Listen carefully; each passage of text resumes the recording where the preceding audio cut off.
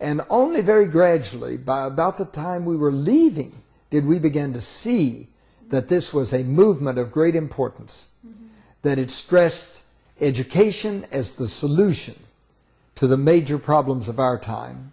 It stressed a modern education, a very intense education, but an education that is grounded in what Fethullah Gulen calls the universal values and moral principles. And while these things are not just taught by children being told them, the schools are developed around those values so that they're lived out. And that was the thing that we appreciated so much, even after only the first trip. Now, I guess if there was anything I was a little disappointed in the second trip, we didn't get to as many schools. You know, it's just the way the trip worked out, so we didn't go to as many schools. But we went to, the schools we went to reinforced our thinking that here are people very dedicated to a modern education for young people with a view to making them, how we would say, just good citizens in the world. And doing this on a very strong ethical base. And then we have begun to meet so many people who have gone through the schools and to appreciate that. So I would say the schools to us, or certainly to me, were about the most important single thing I learned about, because that's what's going on now. You know, the ancient ruins are wonderful. And seeing the sites that we saw was very moving in and of itself. But seeing these living institutions where they're nurturing children, and to meet so many of the children. I never signed my name so many times as at one of these schools where all of the children wanted our autographs. I think I signed names for a half an hour. Do you think the reason why they are successful, because they are built on that value? Yes, yes. One of the things that that we have found missing in the American school system is a clarity and a consistency of a moral foundation under the education of children. Now, some children get very fine moral educations, and they get it at home as well as at school. So I'm not trying to say that it doesn't happen, but I think it is not happening consistently enough. It's not grounded in those values that Gulen keeps talking about, the universal values that he believes he finds in his Islamic faith, but that they are really not just his own ideas, they're ideas available to everyone. And that if people are educated in those values, they will learn to respect each other, they will learn to honor peace, and to live in a world of difference and diversity. That was a very important thing for us, and it still is. You know, that's one of the reasons. Under my wife's leadership, we're sponsoring the Gulen event next fall in November of 2006, the conference. We want that event to be in this area, to begin to spread to this area more understanding of Islam, more understanding of the people of this movement, so that that can be a contributor to the dialogue we keep talking about. This conference project, and did you come back with any other projects or different hopes this time? Well, you know, this has hit us, as we say in America, this has hit us between the eyes. I've said 2 years ago, certainly now, maybe 2.5 years ago, I knew the name Fethullah Gulen.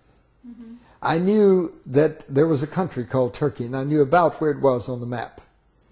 And I knew 2 or 3 Turkish friends, but I didn't know them well.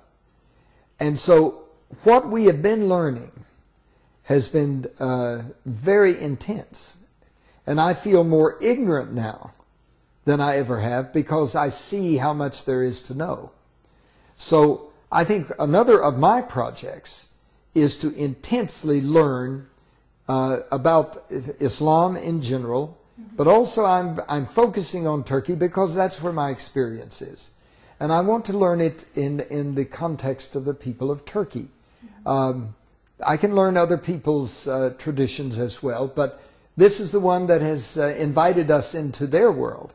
And so one of my projects this year is just a very personal project to understand more fully the Turkish history, the Turkish people, where they are striving to go now into the future with the effort to become a part of the European Union. That's a very important thing. I want to understand that better and appreciate the process that would involve. I also want to appreciate the struggle of Islam in Turkey. That is, struggle.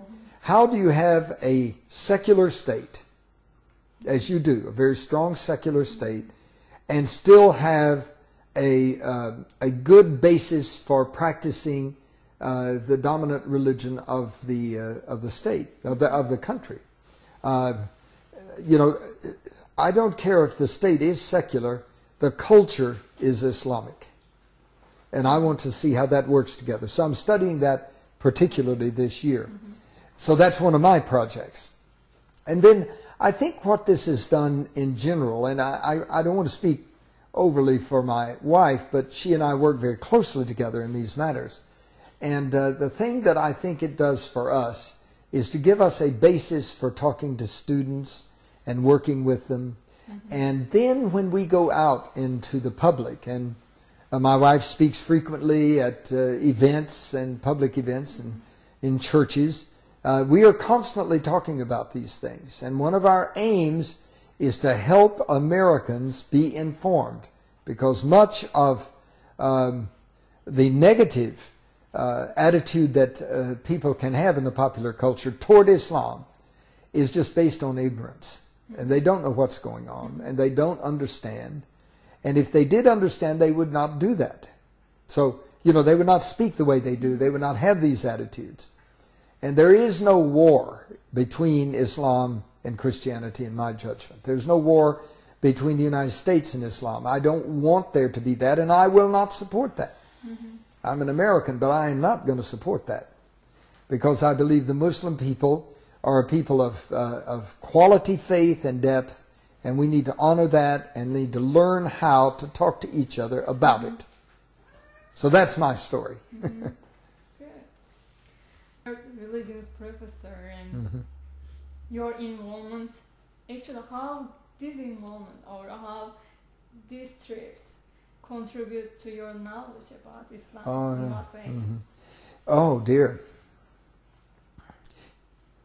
Well, two things principally. We tend, when we don't know much about a thing, to make everything in Islam the same thing.